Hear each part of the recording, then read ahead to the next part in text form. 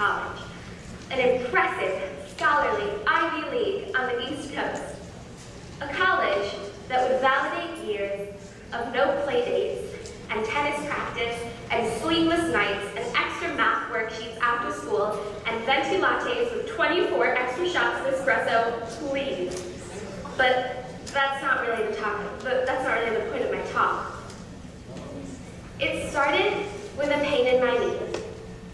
I was playing tennis competitively at the time, and accordingly attributed my pain to some sort of tennis-related injury. Sure, it was painful. I couldn't even walk, but I thought that with a few ibuprofen, it would pass. But then, that weird, throbbing, all-encompassing pain moved to my other knee, then to my shoulder, my hip, my neck, my ankle, my elbow, and even my thumb. My gym teacher was in absolute disbelief of the sheer variety of doctor's excuse notes that I would bring to class. I started feeling weaker and weaker, and had a weird sort of cramping feeling in my stomach.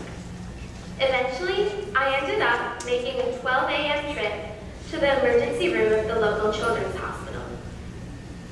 After test upon test, the doctors finally found out what was wrong with me.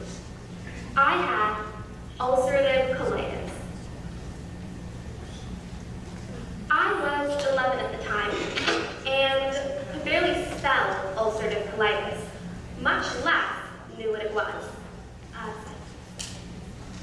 Since then, I've taken time to get to know ulcerative colitis, commonly known as UC, and a type of autoimmune disease.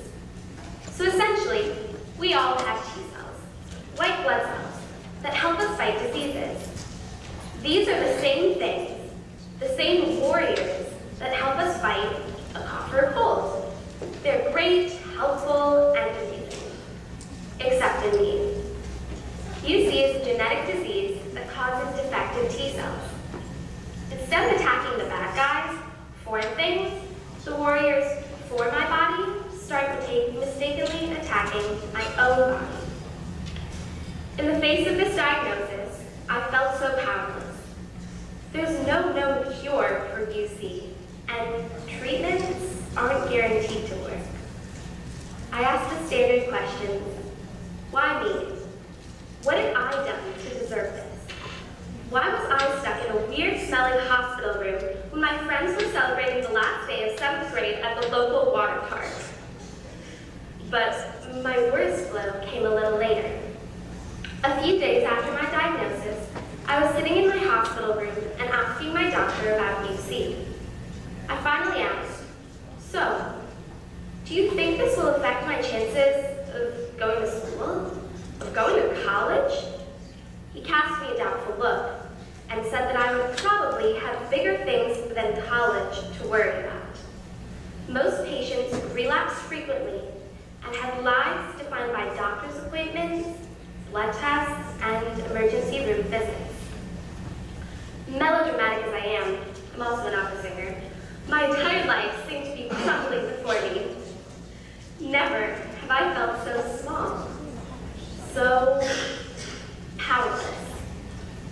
But I would never have guessed that this horrible thing, this terrible curse that belittled me, would actually empower me. I refused to succumb to everyone's expectations. If I planned on doing something, going to college, I was going to make it happen, or at least try pretty damn hard. My drive was no longer to simply achieve something. It was to defy expectations by achieving something. But it hasn't been a smooth road. For 4 years, I would get monthly infusions, aka an IV needle stuck in my hand for hours, and around my freshman year of high school, the meds stopped working. I started reacting to them pretty badly, and literally lost about half of my hair. But as terrible as this was, it only made me stronger. No longer am I fazed by an AP biology test or a long calculus assignment. I have learned, in the words of the famous poet Emily Dickinson, to measure each grief I meet with narrow, probing eyes, and wonder if it weighs like mine or has an easier size. So, in a roundabout way that doesn't really make sense, I want you all to take away one lesson, if any, from this talk. It's this. Slide, please. What doesn't kill you makes you stronger, except for bears. Bears will kill you. I found that on the internet and public spring party. But in all seriousness, let me explain. People will tell you that you aren't good enough, that you aren't smart enough, aren't fast enough, aren't tall enough, aren't pretty enough, aren't loud enough, or aren't healthy enough. They may say that you're destined to fail, that you can't possibly win. They are wrong. I know that each and every one of you can achieve whatever you put your mind to. I know this is cliche, and it will end up being just cliche if you don't truly believe it. Because if you believe in yourself, in your own abilities and powers, it will come true. But the path to success may not be easy. You will face obstacles and challenges. There will be times when you want to give up and go home. Times when you feel like your dream is hopeless, and when you just want to lock yourself in a room and cry. These things will only make you stronger, make your hard work more worthwhile, and make your victory more sweet.